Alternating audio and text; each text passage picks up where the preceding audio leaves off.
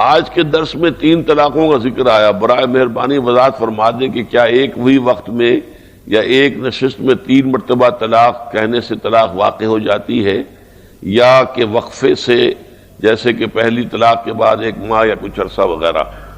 اصل میں آج کا ہمارا موضوع طلاق نہیں تھا، وہ تو ویسے کہ ضمنی طور پر بات آ گئی۔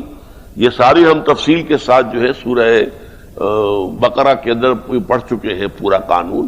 اس میں اختلاف ہے، چونکہ حضرت عمر رضی اللہ تعالی عنہ نے فائنلی یہ فیصلہ کیا کہ اگر ایک شخص ایک ہی نشست میں 3 طلاقیں دے گا تو وہ 3 ہی شمار ہوں گی، لیکن ساتھ ہی اس کو کوڑے بھی لگائے جائیں گے۔ دوسری یہ کام کیوں کیا؟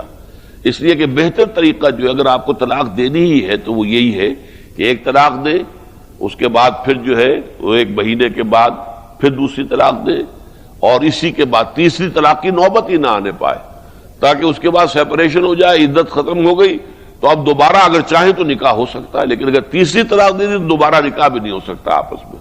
تو 3 طلاقیں بیک وقت دینا گناہ کا کام ہے۔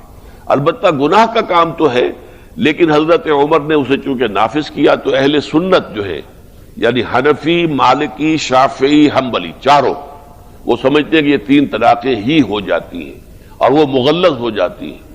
یہ ہے ان کا مسلک۔ البتہ اہل حدیث حضرات کا، جیسے رضاعت کے بارے میں میں نے آج آپ کو بتایا، ان کی رائے مختلف ہے، ایسے ہی طلاق میں بھی مختلف ہے۔ وہ کہتے ہیں کہ ایک نشست میں اگر 3 کیا 1000 طلاقیں بھی دی جائیں تو وہ ایک ہی طلاق شمار ہوگی، اور یہی موقف اہل تشیع کا ہے۔